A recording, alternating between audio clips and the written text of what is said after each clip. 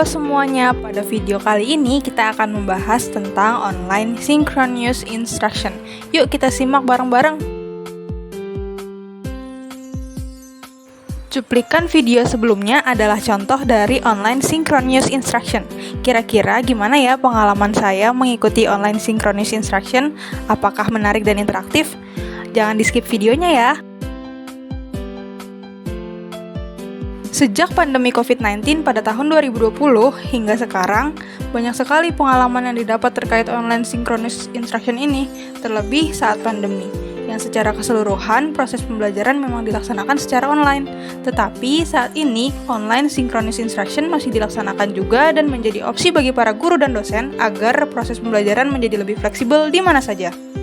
Salah satu pengalaman yang sering saya dapatkan saat mengikuti online synchronous instruction ini adalah presentasi materi oleh mahasiswa secara berkelompok yang dilakukan secara sinkronis online di Zoom Meeting.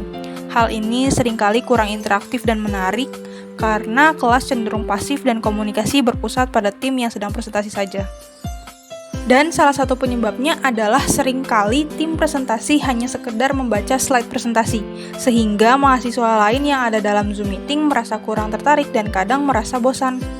Memang betul jika dikatakan biasanya pemaparan materi terdapat sesi tanya jawab, tetapi mahasiswa lain juga kadang merasa bingung untuk bertanya karena kurang memahami secara keseluruhan materinya, dan membuat kelas semakin pasif. Dan masalah ini kadang dapat terpecahkan karena dosen yang memberikan kesimpulan secara umum dan juga memvalidasi materi yang disampaikan tim mahasiswa. Tetapi lagi dan lagi tidak secara menyeluruh. Mahasiswa memang dituntut untuk mendalami materi dengan detail secara mandiri.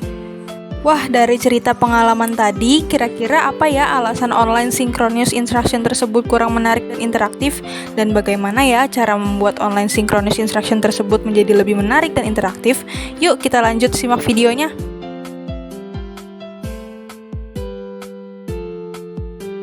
Berdasarkan pengalaman yang sudah diceritakan tadi, online synchronous instruction yang saya ikuti kurang interaktif dan menarik.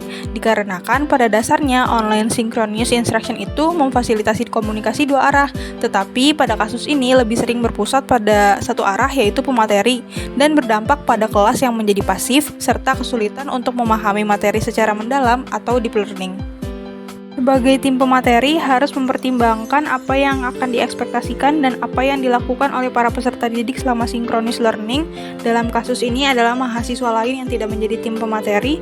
Oleh sebab itu, hal ini harus dapat diseimbangkan dengan ide atau strategi pembelajaran yang akan dilaksanakan. Dalam hal ini, terdapat berbagai macam cara untuk membuat online synchronous instruction menjadi lebih interaktif dan menarik. Berikut beberapa rekomendasi yang dapat dilakukan. Yang pertama, sebelum pemaparan materi dapat diawali dengan menyapa audiens atau mahasiswa. Misalnya dengan pertanyaan sehari-hari seperti apakah sudah makan, bagaimana cuaca hari ini, dan lain sebagainya.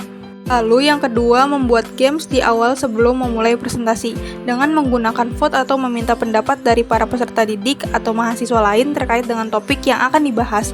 Misalnya menggunakan platform Slido, di sini akan terdapat interaksi pemateri dengan audiens. Selanjutnya yang ketiga adalah interaksi dengan para audiens dengan cara bertanya, misalnya dengan meminta audiens untuk menghubungkan materi yang akan dibahas dengan hal yang sudah pernah mereka pelajari sebelumnya.